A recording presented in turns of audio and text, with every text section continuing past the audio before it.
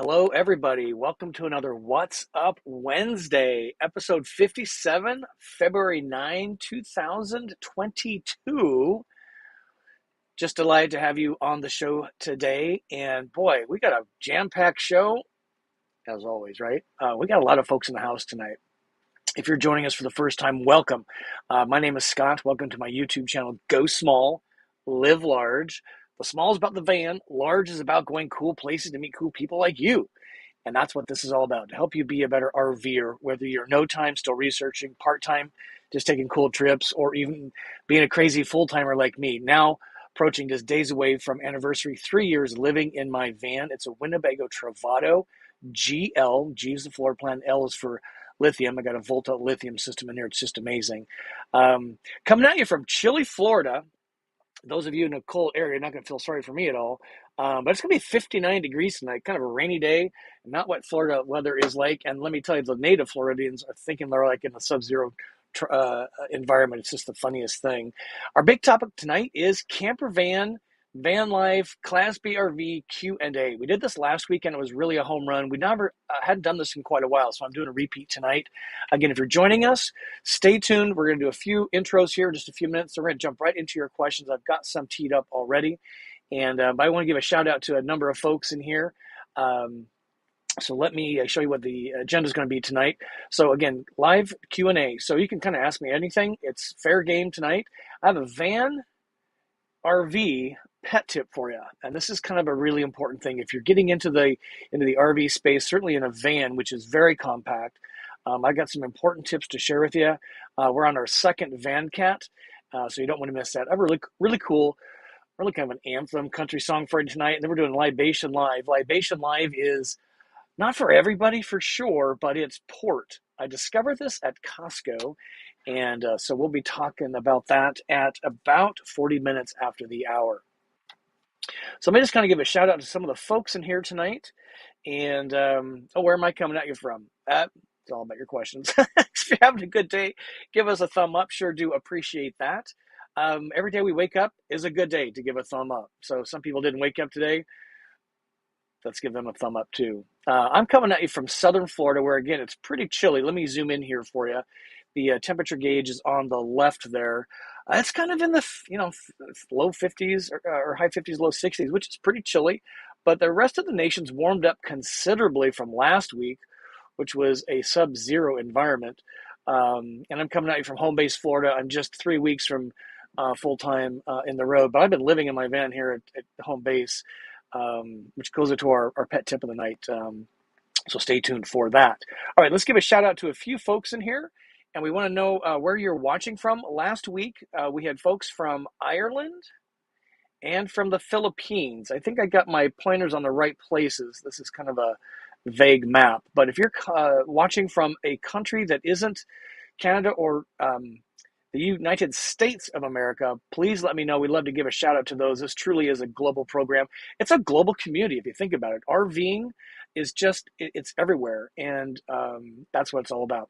All right, let's give a few shout outs here. And we got some good questions right out of the gate. So hang tight, Demiru. But we got Louisville Steve in the house. Donna from Arizona, welcome. These are some regulars. Mark, good to see you. Frisco, love that. Mary, good to see you, ma'am. And let's see. Here is Dave. Good to see you as always. Bonita Springs, where is that? Ron from upstate New York. This is great. Mr. G sitting in the driveway tonight. That's interesting. Congratulations, sir. And Sparks Guy, woo woo. Jane, as always, good to see you. And Roger. And here's Rich. Great to see you. Streamwood, Illinois. Kenneth. Welcome. First time watching Gainesville, Florida. We're going to be going to the Ocala RV show just up the street from you. And if you're going to that, it would be a delight to meet you on March 5, Saturday. But thank you for watching. That is so cool. And let us know that you're a first-time viewer on the What's Up Wednesday. Happens every Wednesday. It's really been great. Now, I'm pretty sure we're going to get to see the cat tonight because he is in werewolf mode. He is bouncing around the van. And you can already hear him. Uh-oh, he's going to attack my light. So let's see what's going on in here. So we got Thomas in the house, and So that's a question. We will get to that in just a second. Let's do this. Let's get Demi, I'm not say your handle. I apologize, but so this is all about your questions tonight. So as he's done here, or she, 3 asterisks followed by 3 question marks helps me find your question more readily. And what we want to do is make sure we get those answered tonight. We go for 1 hour, and if I don't catch all the questions, I make a collection over a couple of weeks, and we do a specific Sunday video answering those questions. We don't want to be like the Phil Donahue or Oprah Winfrey show, not getting your question answered by the host.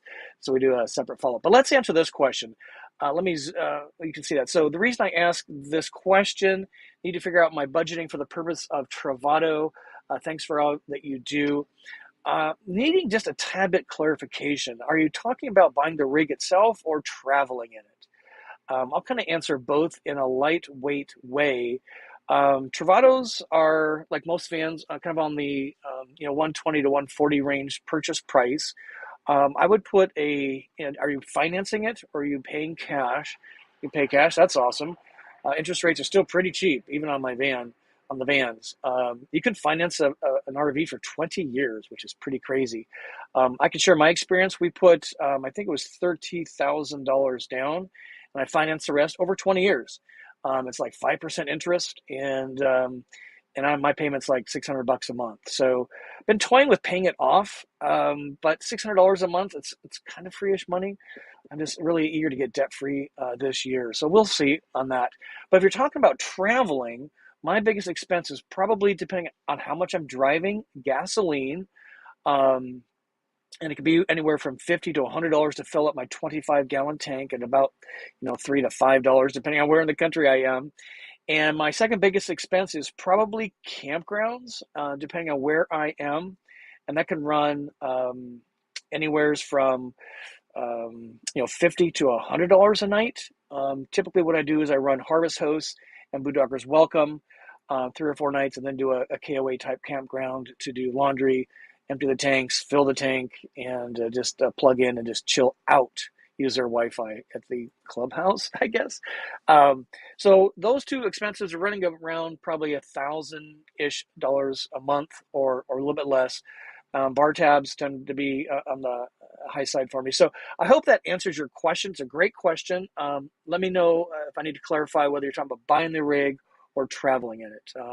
What I found is there is really little overhead in the RV space. Maintenance is super inexpensive, and the insurance is about $1,300 a year. So great question. Right out of the gate, look at that. Woo, love it, love it, love it.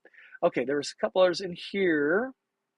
Let me see. So let's talk about some guests we have coming up. So again, what we like to do on What's Up Wednesday is to help bring guests to you to, again, help you be better RVers. And what we really strive to do is bring you folks from brands important in the camper, van, Class B RV space that could be important to you.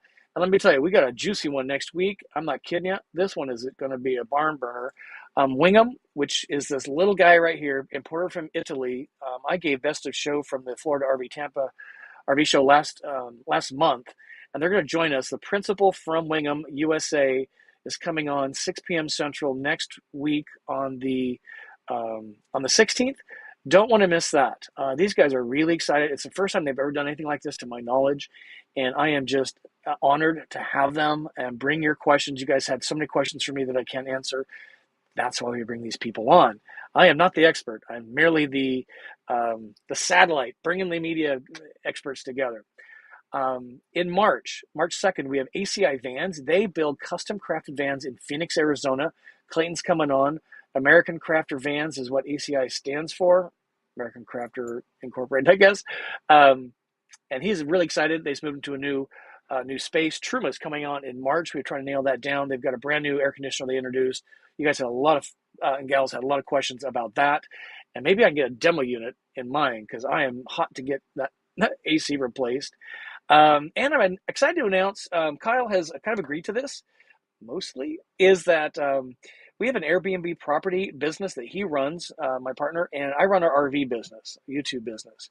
And he's coming on April 6th. I will be away from home base, so it will be a virtual situation like this. And he's going to answer questions about running an Airbnb business as an RVer. Your part-timing, turning your house on or off as an Airbnb, running around your rig when your house is rented out as an Airbnb. So we've had a lot of questions about that, and we're on the third property right now. That's what's keeping me in home base, and so you don't want to miss that. If you've been toying with Airbnb being your main residence when you're off for a couple 3 months, what is that like? You don't want to miss that show. It's going to be great. Let's see, what else do we have coming up? Oh, and the very special, not part of What's Up Wednesday, but on February 25, it's a Friday, 3:30 p.m. Eastern Time, 2:30 p.m. Central. Embassy RV is our special guest, answering many questions on crafting a van the Embassy RV style. It was just an honor to be part of their 1-year anniversary for the Embassy RV Owners Group last night, and what an amazing success story they are. I'm just so proud to be partnered up with them as their embassy envoy. But Terry Minnick's coming on, answering a ton of questions, and we're going to talk about RV remodeling more deeply. All right, so let's get some more questions here. Just had to get that out of the gate. And okay, we're searching for a few questions here. I saw a few more folks in here. Wow, look at this. Patrick from Forest Park, Illinois, our old hometown. Love Forest Park, Madison Street. So awesome. Shortstop. So great. Which is a dive bar on the main drag there. It's just the best thing. They serve beer in a quart jar, a mason jar, for like $4, if that, $3.50. It's so great. Birmingham, Alabama, home base for the Storyteller Overland folks. That's great. Oh, no way. Ron and Rhonda are in here. They are in Lake Mead, and they are living full-time in their Coach Manoa. They were on the program sharing their story of the first few months in their van. So get those questions coming in. I've got some teed up for you. I'm looking for the... oh, this is nice. Thank you, Stuart. I appreciate that. Yeah, we've had some pretty big milestones. We're just approaching 19,000 subscribers and almost 3 million views, and it's crazy how this channel has grown. 3.5 years, almost 4 really. Okay, so here's K3 up in Wisconsin. So I thought I saw a question or two in here. Get your questions coming in. Here's Sparks Guy. So this is a great question. They're all great questions. Sparks Guy, thank you for using the format, which is 3 question marks followed by 3 question marks. So have you come upon any RV service shops that take any and all customers without the typical, did you buy it here nonsense? Yes, and I had some, I think some salient advice on this, and that is at your home base, I would do some Google searching, whether you have a Winnebago, Coachman, and Jayco, pick your favorite brand, right? I would do 2 things: the builder of the van, the coach, and the chassis. And I would kind of go and Google search them, make a list closest to maybe 50 miles away, and I would actually kind of go visit them and make a relationship before there's an emergency. Why? Because if they're treating you like crap and you don't really have a business dollar to spend with them that day, that kind of gives you a good sense of what the heck's going on. The second thing I would do is take your van with you when you go do that, certainly for the coach builders, and have them kind of examine it. And when you are getting ready to leave, take a selfie with the principal you're going to be dealing with, and then send that to the guy or gal in email and on your phone. So when you call back, they recognize who you are. The third thing I would recommend, certainly for warranty purposes, many of these RV systems are an RV system is an RV system is an RV system. The air conditioner is the air conditioner in many, many cases. Now, some craft builders like Embassy RV do things a little differently. They don't have water tanks. They have water bladders, so that might be something different. But the rest of us, they're just RV systems. And they are used to those things: solar, electrical, plumbing, heat. Truma is Truma across the board. So I would, if you have warranty work, work with them. Oftentimes they will work with the manufacturer of the system to get warranty paid directly to them, not going through you. In other cases, in my case, Waits RV here in West Palm Beach, Florida, I had a window and a roof leak. I'd had no time to deal with that. It was super scary. And I found Waits RV the day after Christmas. I think it was the 26th of December, and we were headed to Key West, and I rolled in there, and I said, here's the situation. I called my dealer. They were going to back me up on the remittance, and because I was still, I think, under warranty. Maybe that was a different thing. I can't remember. Anyway, waits because we had a little bit of a relationship, and they fixed my problem really the same day. So that's what I would recommend: is not go to the big guys unless you bought it from a big guy, but find the small ones. There's a lot of RV repair services around you, probably, and the mobile RV repairs can be your best friend. Now you're going to pay slightly more, but guess what? They come to you and they're pretty eager to get it done on site so they get paid right away. They have no interest in spending a bunch of time dinkering around, running back to auto parts stores and things like that, RV service things. So my experience with them has been really great. I've used the mobile RV service once. So that's my advice: is make some relationships, bring them your van, make some friends, make some connections, and when there's work to be done, if it's a warranty thing, I personally want my rig running. I am not going to stand around letting it sit for 3 to 4 weeks until they figure out the warranty stuff. Let me pay up front, check with your dealer, check with the manufacturer. Winnebago has a customer service line, and make sure that they will reimburse you if you're still under warranty. Get the work done and then worry about reimbursement. So that would be my advice to you on that. Hopefully that was helpful. Great question. A lot of Illinois folks in the house tonight. Frank and Sharon, look at this. If you can see it right there. I put your card up. It's such a great card. They sent me, they're so cute. They sent me this amazing card. And that's what we do here. We just help enable you to help change your life in whatever way you think it is. And that's what the inside of their card said.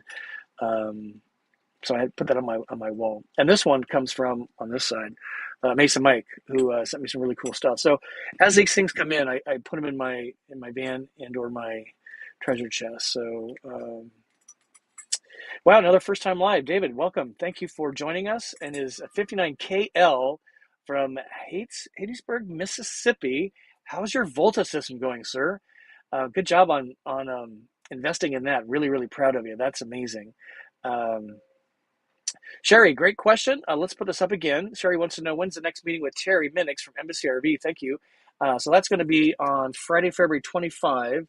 My tuxedo is bouncing around like a like a cat in werewolf hour. So sorry, February 25, 3:30 p.m. Eastern, 2:30 Central, and he's going to be talking again about building vans, what to look for if you're buying a van used, and taking your questions live. He's really excited, and all the embassy owners, a lot of the embassy owners like to tune in for him. He's just an awesome guy. Thank you for asking.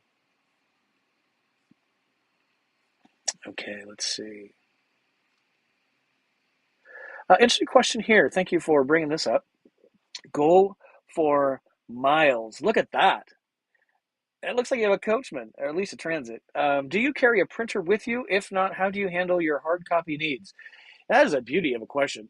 Thanks for asking. So what I do is I don't actually carry a printer. Why? They're pretty big, and they're kind of, I so infrequently need it.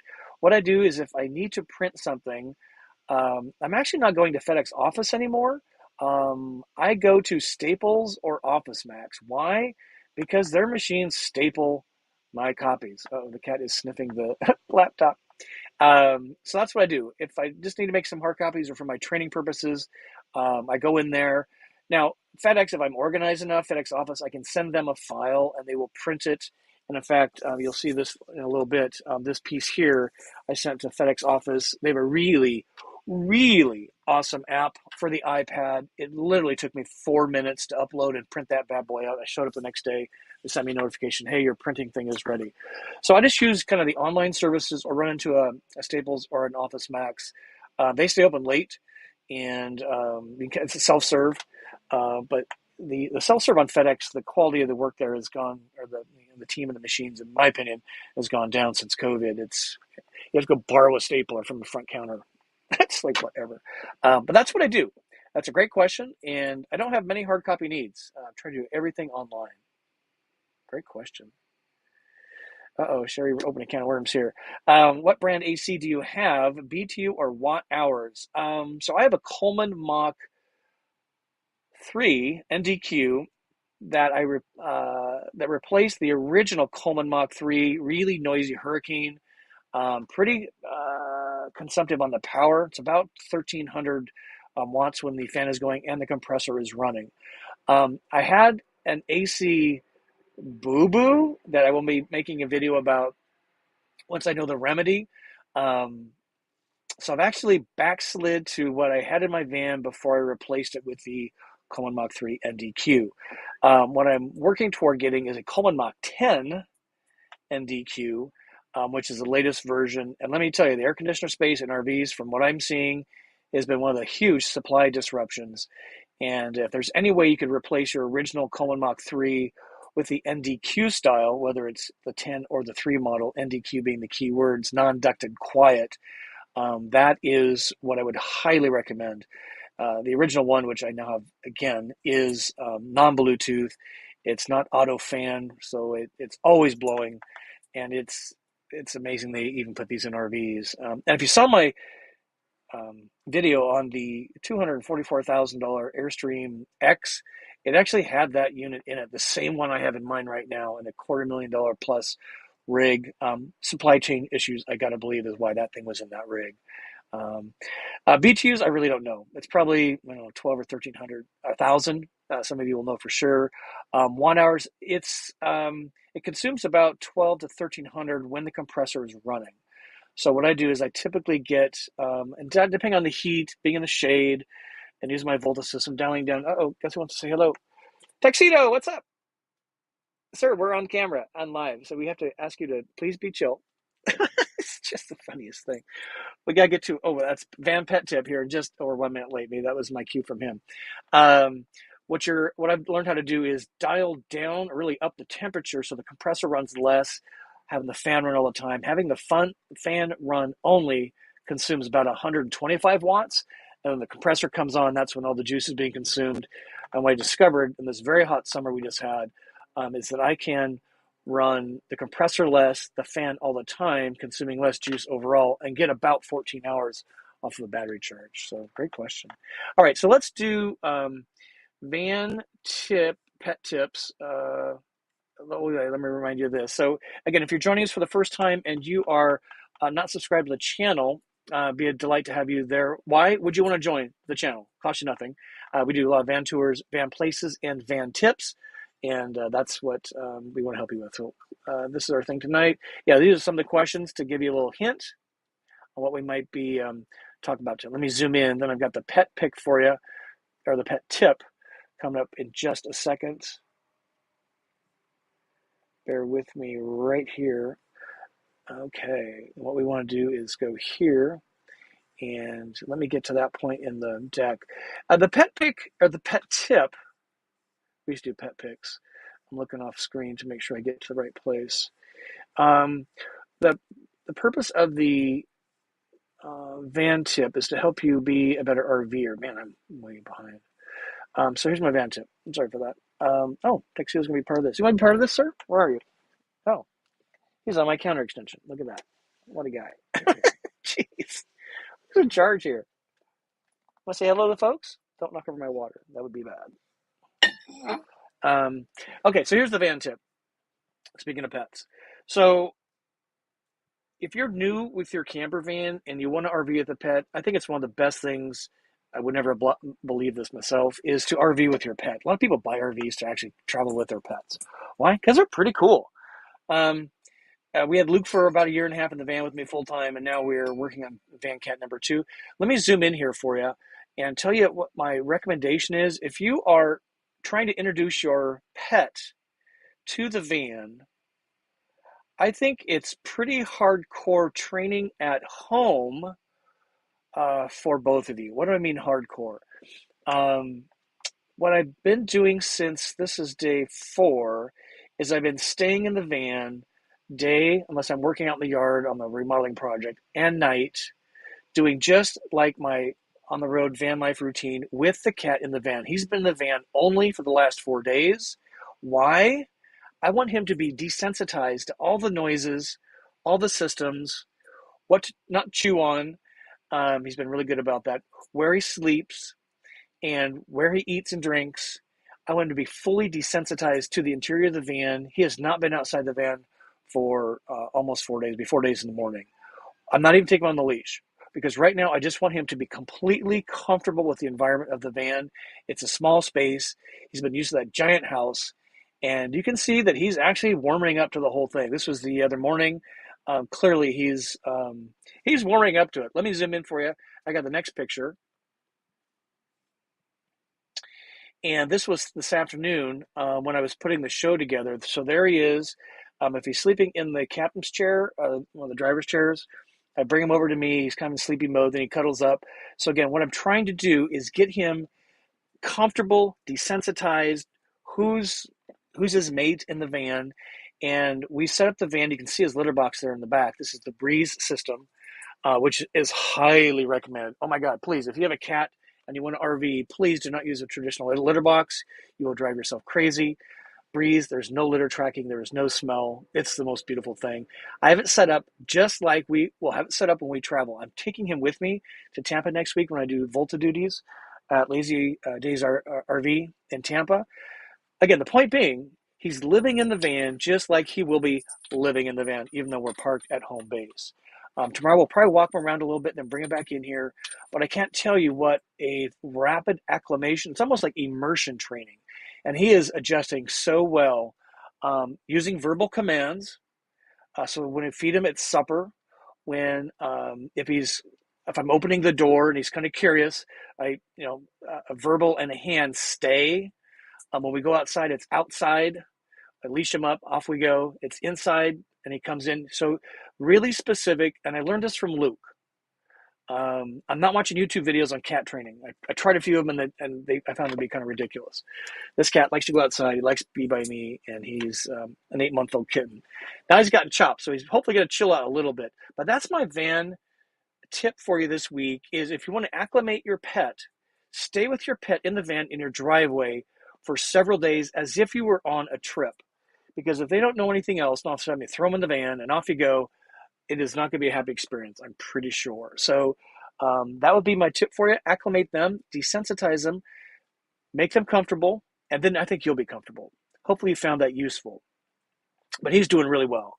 You want to come say hi? Tuxedo? He's got the squeakiest meow. He is so cute. So he's gotten his rabies shot. This is the other thing I was going to recommend for you for a pet tip. How are we doing on time? This hour goes so fast. So what I did with Luke actually was a pretty sick cat. We spent $10,000 on that feline. Oh my God. His last 2 weeks of life was almost $4,000.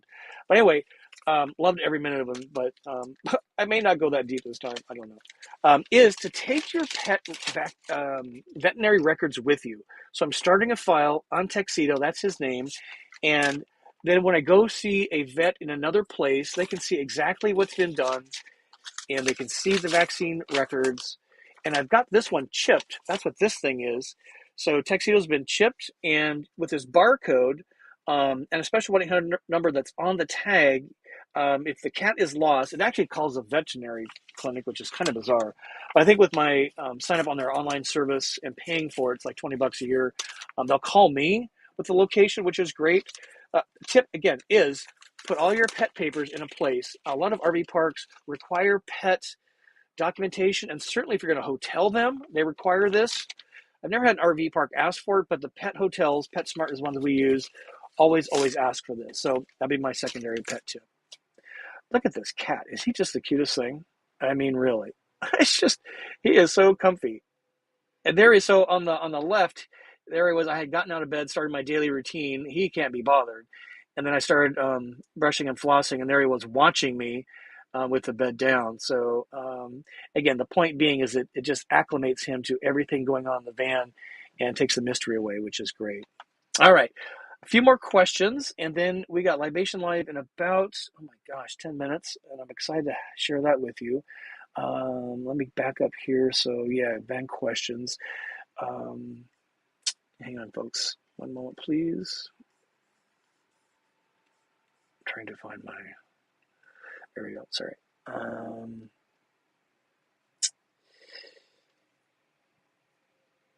So Patrick here in Forest Park, our old home stomping grounds.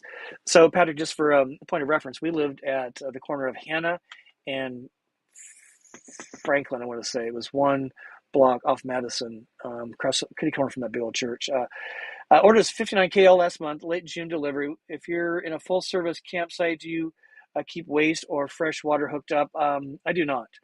The Travado owner Wannabes group don't recommend using city water. I don't either. Why? Because I like to use my tank, so if there is a leak, I can hear the pump running. And also, if you want to go scoot away and do something, you don't have to disconnect anything. So if I arrive, I empty my black tank. Um, Let me rephrase that. When I arrive, if my black tank is not nearly full, I fill it with water.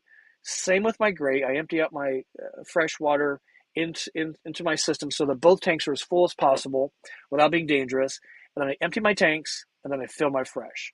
Why fill the waste tanks? So that they get all the way filled up, or at least 2/3, so there's enough gravity to empty those things immediately. And you will see, if you haven't done that already, yeah, the toilet in particular evacuates in about, I don't know, 8 seconds. It's crazy. You definitely do not want to have your waste tank connected because they're not really flow through systems. I can't speak to the floor plan particularly, but the G still has a macerator pump for the gray tank, pushing water up and over into the gray tank.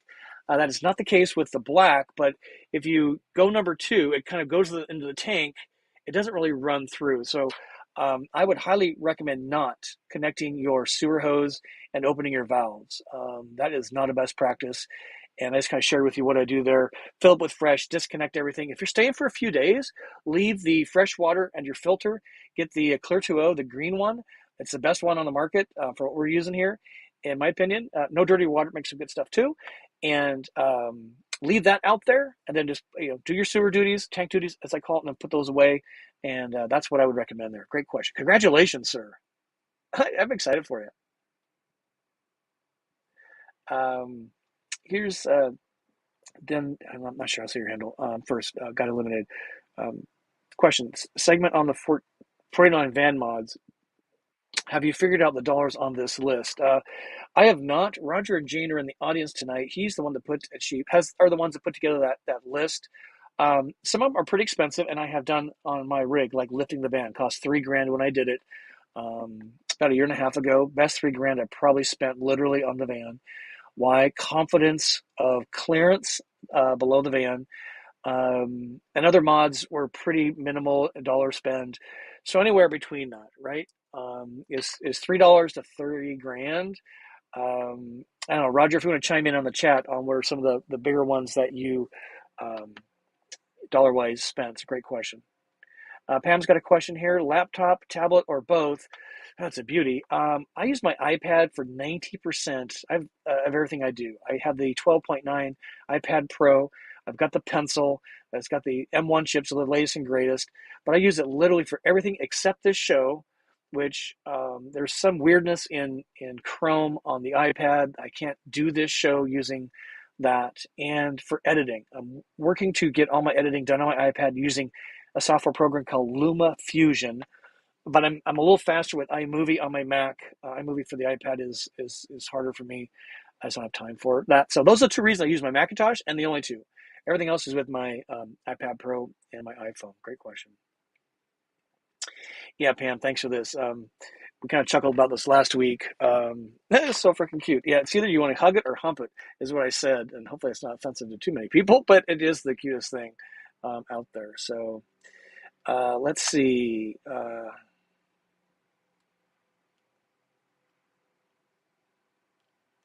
Mason Mike's got a good question here. Vanbro, what's up? Silly question. Who designed your tagline, intro plays to your videos, and who is playing the banjo music? Goofy question, but always curious. So I'm the designer, which clearly I am not. That was like, it needs to be updated so badly. It's 3.5 years old, and my van doesn't look like that anymore. So we're working on some things slowly. Those kind of projects always get put to the side. The music, I can't remember who the artist was. I just love it, and it just caught my ear right away, and I think it's a catchy tune. So we'll be getting that tweaked, but keeping the music. So I appreciate the question. Darren's got a good question here. Got Libation live we're going to do country song next. Oh my gosh, it's so fast this hour. Darren wants to know what size and brand tire did you upgrade to after the off-highway van lift install? Awesome question. So I actually did wheels and tires first. It's the same size wheels as what comes OEM on the Promaster. Don't quote me exactly. They're 15-inch, I'm guessing. I did the entire project at Tire Rack outside of Elkhart, Indiana. That's their home base. I rolled in there, said what I wanted. They really helped me determine what wheels would carry the van load and what tires would carry the van load. What I wanted was all-terrain tires. That was kind of my only thing. We landed on BF Goodrich K02s, which, come to my surprise, is what Revel wears, the Winnebago Revel. That's the shoes that the Revel wears, and a couple others. I think Storytellers. I might be wrong on that, but they have been the most awesome tires. When I do this again, assuming I'm still in business, I will see if I can get a wider tire. They seem to be really skinny to me for the size of the van. I want a little bit wider. Not sure that affects the turn. If you want to hit me up on some email or go to gosmallivelarge.com/woo, WW. There is on my website a list of what the things I've done and all the specifications. And if you can't find it there, I'll send you the PDF on that. But I would highly recommend. And why the tires are important to me is it just gave me confidence. I have a better grip, a better bite. I've driven 90,000 miles nearly, never had a flat tire. Confidence is why I did that. Certainly some aesthetics, but confidence is really why. Great question. All right, let me back up here just a few minutes on my program here. Maybe my slideshow is frozen. That's nice. Yes, it has. Okay, so let's go here. Bear with me, folks. So I got to talk about some van events, and then we'll do the song. So now I got to shift gears here. Bear with me 1 second. My iPad is frozen. There's something in this sidecar. I thought they had fixed it, and they have not. Let's see, window. Hang tight, folks. And it's not what we want there.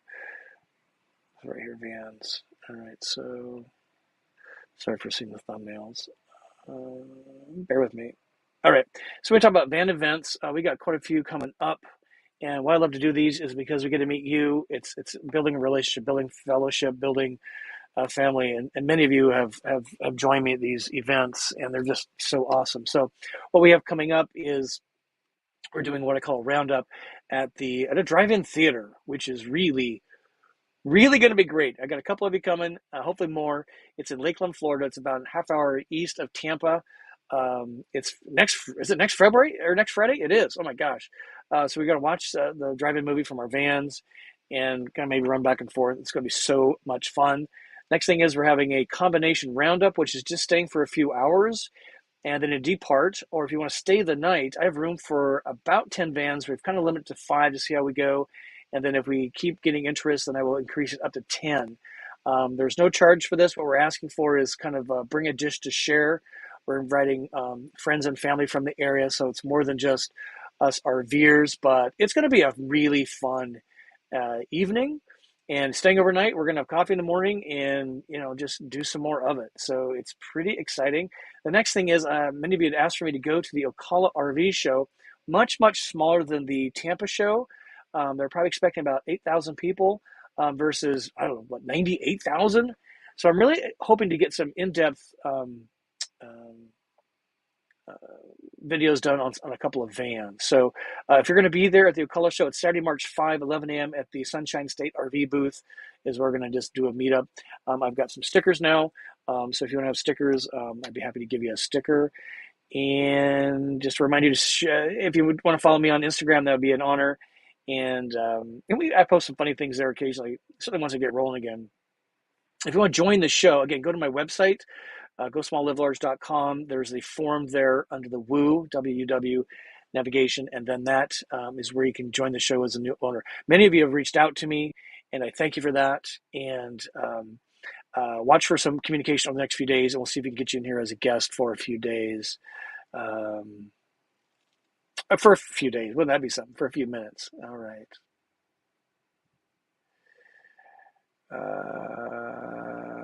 So Donna's got a question here. Where should I consider to have my tires changed? Cab windows tinted. I'm not ready to drive to Utah yet. So here's what's great about Tire Rack. You can buy tires from them, reasonably priced, and they ship them to a tire outfitter installer in your area. And they list places that they would recommend. So that's what I would kind of do, unless you have a high quality chain. Like in South Florida, the second group of shoes that went onto Lily, my second set of K02s, were done by Tire Kingdom here, which is really well known in the Southeast Florida in particular. So that's what I do. I just go to TireRack.com, get the tires, find out where they would recommend having them installed, and then they ship the tires to the installer. You make an appointment, and you drive in, and it's like, a few hours, and you're off and rolling. That's what I would recommend doing, unless there's a chain that you would recommend right there. So this is great. So this is a great segue. So how's sticker selling going? Can't wait for mine. We're waiting for the first orders to roll in. I'll be honest. So what Catherine is talking about is this right here, and we now have stickers. So I'm like the last RV YouTuber to have stickers, and we've got 3 sticker options for you. And whoops. And this is, let me zoom in here for you so you can see this. This is posted on my website. We're doing it super old school. I apologize. I don't have a better system right now. But it's $3 per sticker. You include what stickers you want. You got 3 to choose from, A, B, or C, or all 3. Send a self-addressed stamped envelope. Many of you in this crowd know exactly what that is. If you're 20 years old, hit me up on the DM, and I'm an OG. I'll tell you how this rolls. And if you want to send a fan welcome, that'd be great. This is going to my mother-in-law, Kyle's mom. That's the address, GSLL stickers. $1 goes to the artist, and then $2 goes to mom-in-law for helping. And here she is getting her first order. That's Kyle's mom and son-in-law, her first sale. So that's how we're going to roll on that. And I would expect orders to come in this week. So we've got a whole kit put together for her. And she's pretty excited. I keep asking her, Bakba, where is, stickers? None yet. So we're going over tomorrow. They'll probably start rolling in. The mail seems to be really slow because I actually sent one in too. And it hasn't showed up yet. And it's like in the same zip code. So I'm like, what's going on? USPS, OMG. Let me guess. COVID is why mail is taking a week to get literally a mile away. Who knows? Great questions. Okay, so let me share a couple other items here for you. Hey, it's 40 after the hour. Let's have a libation. You guys ready? So let me zoom in here for you. I can't believe how fast this hour goes every week. But if there's more questions, what I did last week is we stayed around for an extra 15, 20 minutes. So help me with the questions. 3 asterisks, 3 question marks helps me find it. And Sparks Guy, it's got the next question coming up. Okay, let's do Libation Live. And again, where this comes from is so many tastes on the road, so many flavors on the road, so many, craftspeople, men and women. And it's not just booze, wine and beer, it's food. And my epiphany was like, why not share some of this? So we're Costco members, a huge Costco fan. And the Libation Live tonight is a port as a Costco. And port is not for everybody. It's a dessert wine. It's really sweet. It's really pungent. If you like port beer or stout style beer, it's not dissimilar in the way, at least the sensation is on my tongue. But I was really kind of surprised and pleased to see Costco. It's about $20, I think. It's made by Fonseca. Let me go to the next page for you so you can see it. And I'll zoom in here so you can see the whole thing. This is Wine Enthusiast, giving them 87 points, which is pretty high. It's made by one of the famous port houses in the world, Fonseca, right? And just delightful. Turns out Kyle's mom loves this kind of stuff. So let's pop a top. Whatever you're drinking tonight, this is get your pour on. And this is one of my favorite mementos from all my travels. And I don't think you want to get drunk on this, but for a nightcap, whiskey I would drink too much of, but this is Just delightful. It's sweet, but it evaporates really fast. Licorice. Mm, it is so good. Not for everybody, for sure. Um, but I was curious if you like port. Let me know. But if you're a Costco member, hit this up. I've never seen it before, and was pretty surprised and pleased. So I'm going to buy Kyle's mom a bottle because she likes that stuff. Then maybe when I go to her house, she'll hit me up and give me a shot. Pretty awesome, right? Okay, questions. I love this. That's great. Thanks for being here, everybody. I just love this. 85 folks in the house tonight. This is great. So Sparks Guy wants to know, as you sit at home base, have you emptied your water tank, or will you shock what you have remaining either before or after taking off? I'm treating it just like I am living in the van. I am living the van. I'm using the toilet. I am showering inside, but I'm drinking the water out of the tap. I'm filling my fresh water. So it's no different really than being on the road. So no, I'm not doing anything special when I leave. And there is a park, if you're familiar with the West Palm Beach, Lake Worth area, there is a park called John Prince Park. It's a county park and ginormous. They have an RV park with a dump station, $15. So that's where I run and empty my tanks. It's a little. It's about every 7 to 9 days, just like being on the road. So yeah, nothing's changed there. Mary wants to know, why would you not replace AC with a new Truma? Great question, because they're not available for the aftermarket yet, according to Truma, a rep that I spoke to at the RV show. So we'll see. I would love to have what they're doing because I really like that new product for a lot of reasons. We'll see where that goes, but that would be ideal, right? For sure.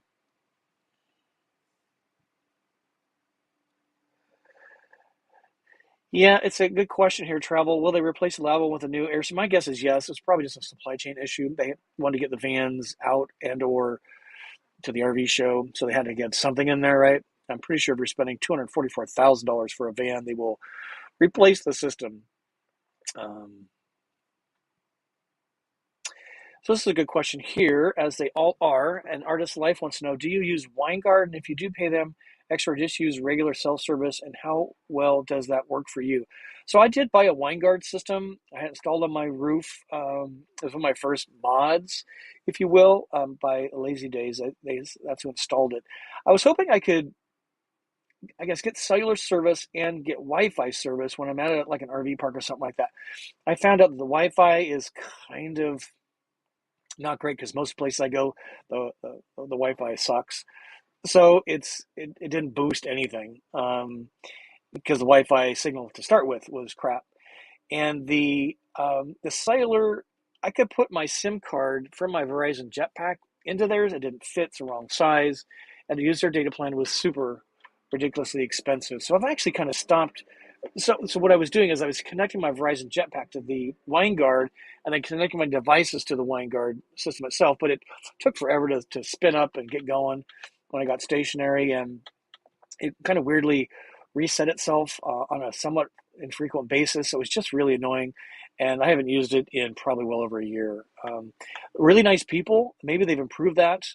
I don't know, but my Jetpack from Verizon at $65 a month, unlimited data, getting 3 to 500 gigabytes in a 26-day cycle works magic for me. So I'm not sure I would recommend it. It's coming with a lot of vans now, so kudos to Weingart for putting it on there. But I would check carefully on the data plans because it was like $50 for 10 gigabytes, and I'm telling you, 10 gigabytes is nothing, ladies and gentlemen, nothing. Sherry wants to know, what watt hours is your Volta system? So it's a little confusing on the lithium systems. Everybody except Volta talks in amp hours. Volta talks in watts. Why does Volta talk in watts? Because the devices consume watts. So it's real easy to figure out that your 1200 watt air conditioner, if it's on for an hour with the air compressor running, will consume 1200 watts. So if you, like in my case, have basically a 9,000 watt battery, you can run that thing for about 8 hours continuously with the compressor on. Everybody else does these amp hours. You got to do the configurations, and it gets to be a little bit of a headache. So My system is small. It has 3 modules in it. Winnebago now offers a 4th module in a Volta system, which brings up to 13,000 watts in a single charge. And the standard one is, I think, 9,600. Excuse me, 9,600 watts. Again, mine's actually 8,600 usable watts.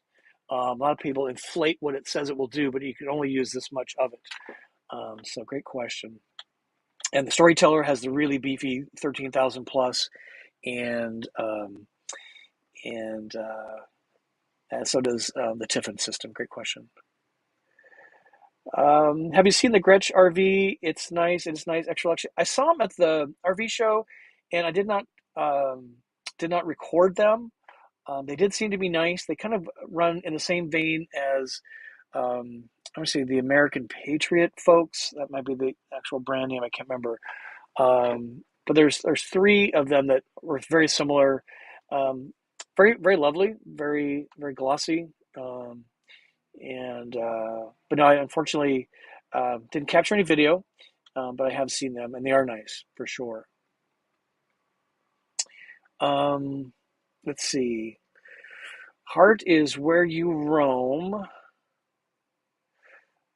Wants to know, what camera do you use? So I am using an iPhone 12 Pro Max for all my camera work. When the next one comes out next year, I will probably upgrade. I'm not going to upgrade right now because although there's a upgrade the camera system, that's about it. And this is working for me, so that's what I use. And I use Rode microphones, and it's working out really really well for me. So far. Let me see what else we want to share with you folks tonight. We talked about stickers. So let's see. We're looking for a few more questions here. So I see Jane and Denny Maru are chatting, so that's great. Sparks Guy wants to know, are you in process of developing your East Coast swing? What are the major points of interest? Great question. Are you linking together? P.S. Longtime Tire Rack customer, the best. Yeah, I've had super great luck with them. Super great luck. And if you haven't seen the video when my van was silver, because they couldn't drive the van into their tire shop, which is huge and like 10 bays wide, she was all jacked up literally on each wheel, each strut, whatever they call that. The outside picture of the van being lifted on 4 jacks was pretty amazing. East Coast swing. I am absolutely coming to the East Coast. I tried about skipping it and getting back to Texas, but I got to get up the East Coast. So it's going to go Georgia, was it West Virginia's first, and then Virginia. So I want to go up to the East Coast. History's big on my list. Libations for sure. Kind of wacky parking places. Like if I can find a place in Times Square to park even overnight from like 11 to 3 a.m., some wacky stuff like that. And then tiny towns and some Civil War. So a lot's on my agenda, way more than I can probably accomplish. But that's why I live in my RV, so I can capture as much as I can. And my plan is to go up the East Coast, all the way Maine, Vermont, get over the border in Canada to Newfoundland, and then skip down into Toronto, then come back into the U.S. around Buffalo, Niagara, and do the Midwest for a couple of reasons, Elkhart being one of them. Toast, everybody. This stuff is so good. If you haven't tried port, just give it a try. If you don't like it, send it my way. I'll drink the rest of the bottle. Special occasion only. It's a little bit like, for me, it's like whiskey. The fragrance and the, what's the right word? The effervescence, the essence of it, the vapors, just hit your tongue and your nasal cavity, and it's just a great experience. I don't know. So sorry about that. So those are the things. Wacky places to go, tiny towns, history, West, Civil War history, and libations. Those are kind of my. So if you have recommendations, again, my website, we take those recommendations and we give you a shout out when we get to those places. Many of you have recommended things, and Mason Mike has a question. Hey Scott, what's one place you're really excited to see this? just get back on the road. I'm telling you, I cannot stand staying still. I am just not made, as it turns out, to live within 15 square miles, never leaving that same 15 square miles. Now, there's benefits to being at home base. I know exactly where everything is at the local Publix, grocery store, but man, I just getting out of here. Not to offend any of my family, but just any place is. And then again, tiny towns on the East Coast. The history of America really started on the East Coast, so I'm super into history. Um, wouldn't it be great to hold a What's Up Wednesday in front of, I don't know, Independence Hall? And, I'm breaking up already. So that kind of stuff is really what I'm excited about.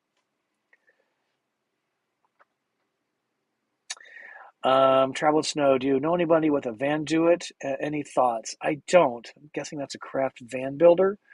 I am not. Are they out of Phoenix? I ran into a couple that sound like the Van Do It. We were in the Petrified National Forest out in Route 66 ran through there. I can't remember the state. Oh my gosh. Um, Good question. All right, there's a couple of things I want to share. So I had a couple of prepared questions. Um, Now, this may offend Mesa Mike, but I've gotten used to, let me zoom in here for you. I've gotten used to the extra space without the grill in here. So I'm actually going to leave home base without my grill. And Barbara wants to know, says I'm impressive. Thank you. Learned so much. Awesome. Name of the grill would be great. And I believe Embassy might be for me. Thank you, Scott. You're welcome, Barbara. So the name of the grill is Charbroil. It's a portable propane grill. Mesa Mike turned me on to an awesome case. As I've been contemplating this, I figured out I was using my grill, 4 or 5 times a month, and I would grill ahead. And it takes a considerable amount of room. And having the grill in the garage here, I've kind of got used to the open space, and now they got a cat box in here. I'm not overly excited to bring that back in here because it's pretty big. Now I managed with Luke, our previous van cat, but you're always jockeying the litter box under the bed or in the bathroom, depending what time of day it was. So I think what my remedy is going to be, I'm going to give it a shot, and if I really can't live without it, I don't know, maybe I'll buy it again on the road. Is I'm going to just buy wood, make a wood fire and grill like crazy, or charcoal briquettes for the day at a campground. Most of the KOAs, certainly KOAs, would have a grill. So what I do is I grill ahead, and I get all my grilling done for the week, and even freeze some of it, and then eat. So I grill, 3 to 5 times a month, and just to justify that space was not. I'm just questioning it. So what I've learned in RVing, especially in a van, a camper van life, and even as if you're taking long trips, to rethink everything in your van. How valuable is it? How much value add is it bring to RV experience? Grilled meat, I love grilled food, veggies, fish. Is it worth having that thing sit in here for 3 to 5 times a month? I don't think so. So what I'm doing, we'll try it out, maybe even in Tampa next week, is kind of grill ahead using provided fire pits or camp grills. A lot of the bigger RV parks in particular have propane grills there anyway. Great way to bring a libation, meet your neighbors, and use their propane. So it frees up the grill space in my garage and propane canisters. So that's kind of what I'm planning to do. We'll see how it goes. Mason Mike, thank you for that suggestion on the grill cover. That thing was a game changer. All right, top of the hour. We'll go for a few more minutes. I see some more questions coming in. And let's see, this one. That's a long one. This one I do want to talk about from Mattress King because I've irritated some of you, and I want to address that. And oh, Mark, this is a beauty. Mark Williams wants to know, how often do you change your water filter? I use Culligan D40 level 4 to filter down to 0.5 micron plus 11. Yes, mine actually needs it really badly. I'm changing about twice a year, and mine is about 3 months overdue. And I can tell because the pressure, the pump is working really hard, and the flow has gone down dramatically. So what I need to do is actually get mine out of there. I think I actually have a list on my website, the one that fits. Culligan is what fits. It's available from Amazon off my website if you want to help me with a purchase there. I think Lowe's and Home Depot have them as well, and mine's gone overdue for sure. But I filter it coming into the van, all the water, and I filter it coming out of the cold water tap in the galley. And I am, unlike a lot of folks, I don't carry plastic bottled water. I drink the water because I know it's pretty safe. Um, so it's about every 6 months. To answer your question directly, mine is way overdue. I can tell just by the flow. Good question.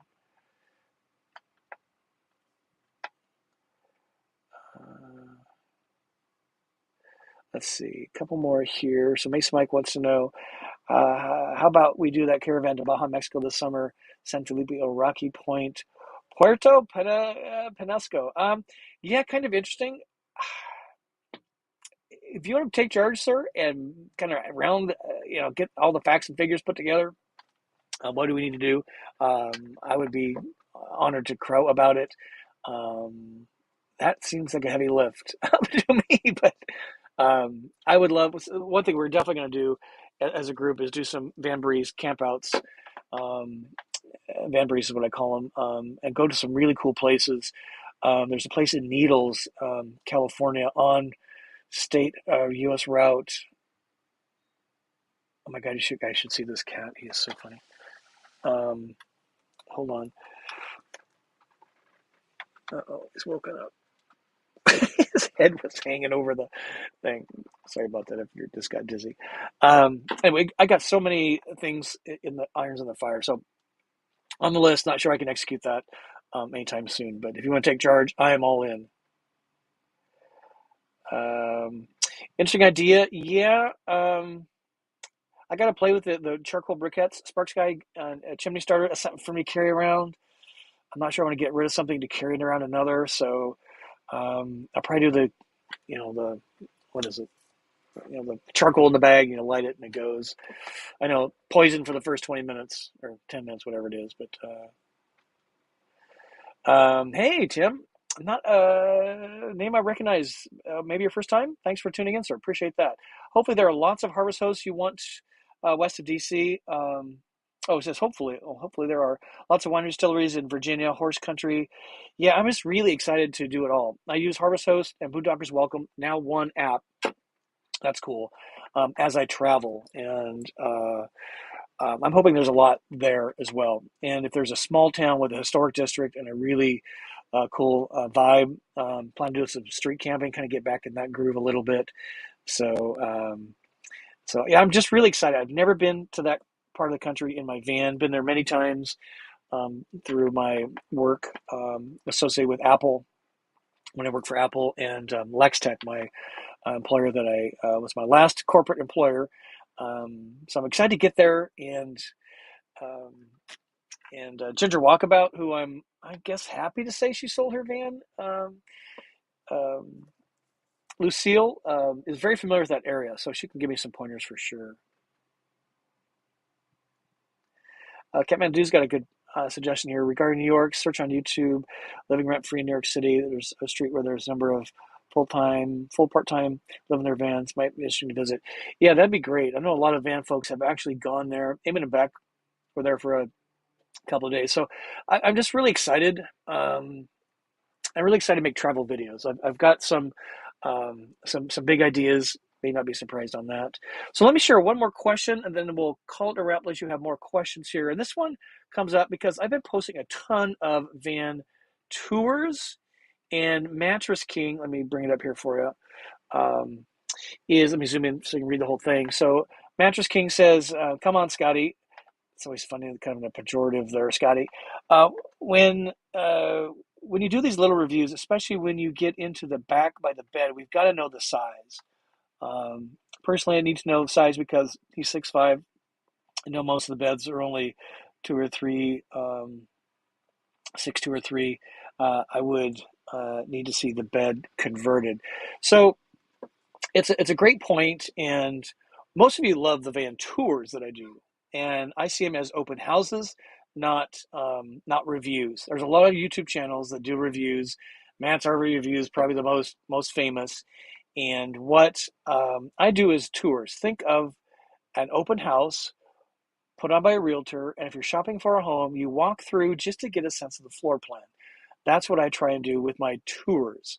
Most of these tours, certainly everything in the Florida RV show, were done in an environment where there was lots of people, um, everything except for industry day, and there was no industry day reps available to really walk us through the van. So it was super annoying. And if I take an overly amount of time to take all the measurements, like I've done in some other previous videos, then I can't get that many video tours done. So a lot of you, well, not a lot, some of you have been really vocal about this, and I apologize. If you want the super detailed stuff, it did spark an idea for me. I'm not going to share it here tonight, but when I get to Ocala and some of the dealers I'm working with through my Volta brand ambassador duties, it did come up with an idea that I think is going to be really fresh, really helpful, and isn't being done by anybody else. So I can't do it for every van, but for a few select vans that are really well done, are really well, that are produced really well, those are the vans I'm going to do for. So, Magic King, thank you for your comment there. But more tours we will do because they're fast, and I put some of the manufacturer photographs on so you can see what the floor plan looks like in real time, and then you can see how they've doctored it up to make it look cute and pretty, wide angle. And then we list the specs at the end. If I stand there and say, hey, this is the 23-gallon black tank. Yeah, okay. So we're experimenting, as we always do. We iterate, and that's what we're doing here. So, oh my God, Mason Mike busting me out. So this will be the last question of the night. And Mason Mike wants to know, are you going to finish out your Route 66 tour videos? Yes, yes, yes. I promise to get some of those out by the end of the month. And it's just so much great content. And I've been watching the Keep Your Daydream, good Lord. Oh my God, total blank on their names. Keep Your Daydream. And lovely folks. I met them in person. They actually did a tour of my van. It was pretty cool. I've been watching how they do it. And the way I recorded it is not what you're going to see. It's going to be short little bites. So, yeah, answer your question. More coming soon, and it's just the greatest experience. One of my best van life experiences ever. So, thank you, Mike, for asking. All right, so I think that's it. Hey, if you enjoyed anything out of tonight, sure would appreciate a thumb up. Sorry, my iPad froze again. I thought I had that solved. And again, if you want a sticker, go to my website. That's where all the information is. Let's get mom-in-law involved. She's looking for those to come in, as am I. We got 3 stickers. And you're also going to get a little postcard. I signed the back for you, and a little blurb about the artist. And I'm just really, really excited. Many of you have asked for this. And we got more merchandise stuff coming up. I can't talk about tonight, but it's just going to be really, really awesome. Hope to see you at some of the upcoming events. And until we see you soon on the big screen, I just thank you for watching the live. Thanks for watching the replay. Oh my gosh. And if I missed your question here tonight, I will look for that and we'll put it up on a recap coming up probably next Sunday or this coming Sunday. So with that, we say thank you. Night, or good morning, wherever you might be watching from, and we will see you soon.